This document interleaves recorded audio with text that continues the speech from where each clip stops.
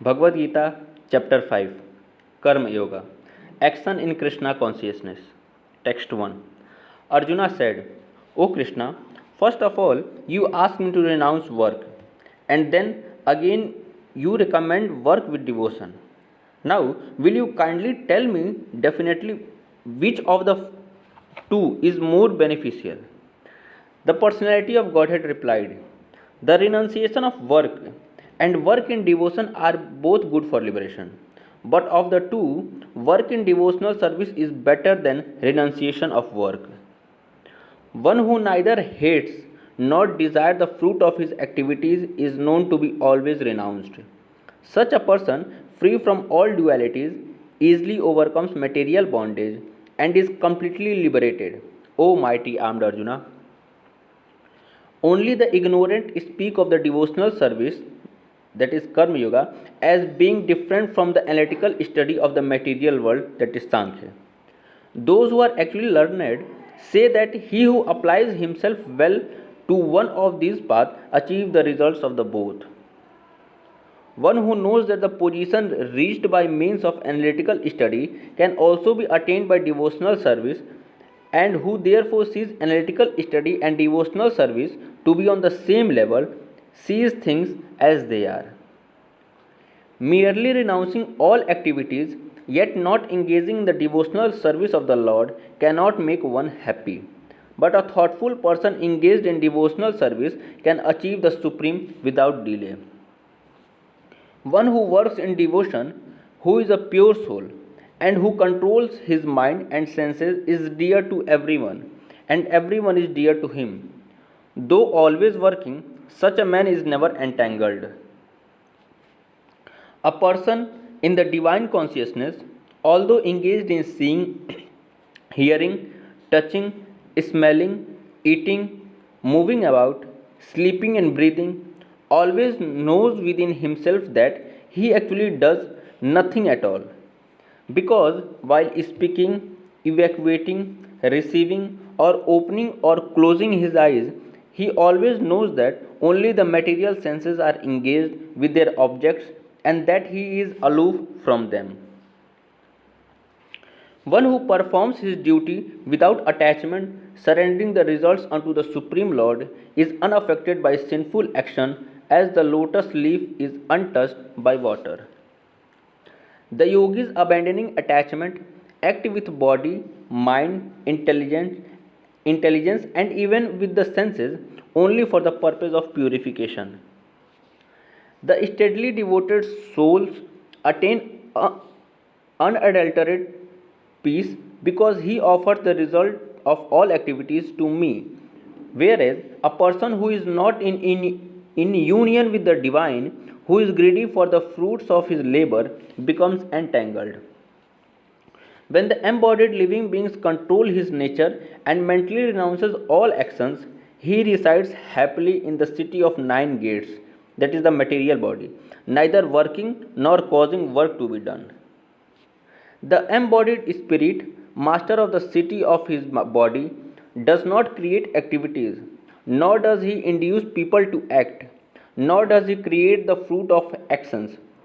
All this is enacted by the modes of material nature. Nor does the Supreme Lord assumes anyone's sinful or pious activities. Embodied beings, however, are bewildered because of the ignorance which covers their real knowledge. When, however, one is enlightened with the knowledge by which nescience is destroyed, then his knowledge reveals everything. As the sun lights up, everything is in the daytime.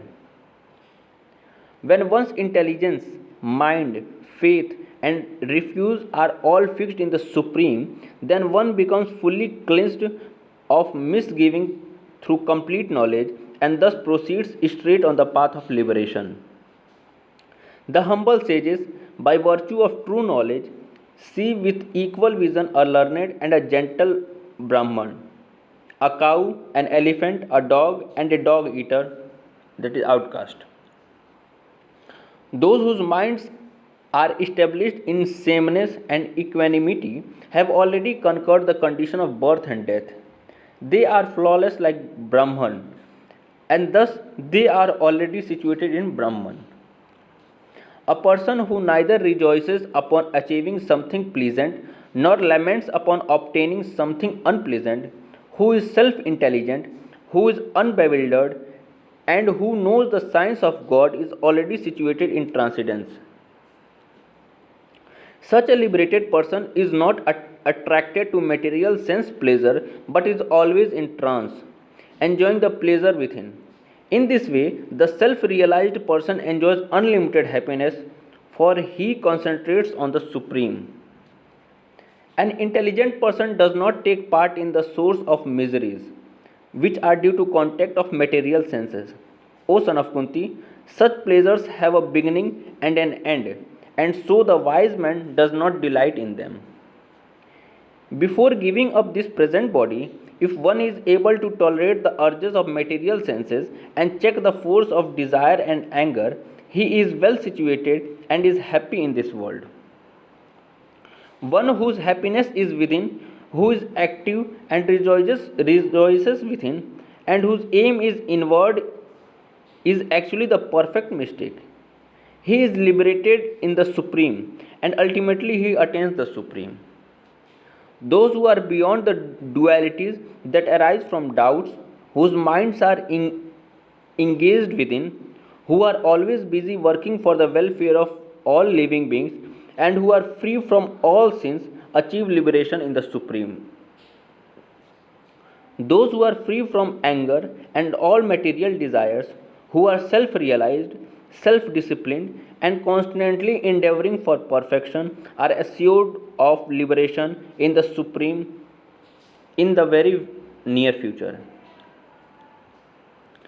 Shutting out all external sense objects, keeping the eyes and vision concentrated between the two eyebrows, suspending the inward and outward breath within the nostrils, and thus controlling the mind, senses, and intelligence, the transcendentalist, aiming at liberation, becomes free from desires, fear, and anger. One who is always in this state is certainly liberated. A person in full consciousness of me, knowing me to be the ultimate beneficiary of all sacrifices and austerities, the supreme lord of all planets and demigods, and the benefactors and well wisher of all living entities, attains peace from the pangs of material miseries.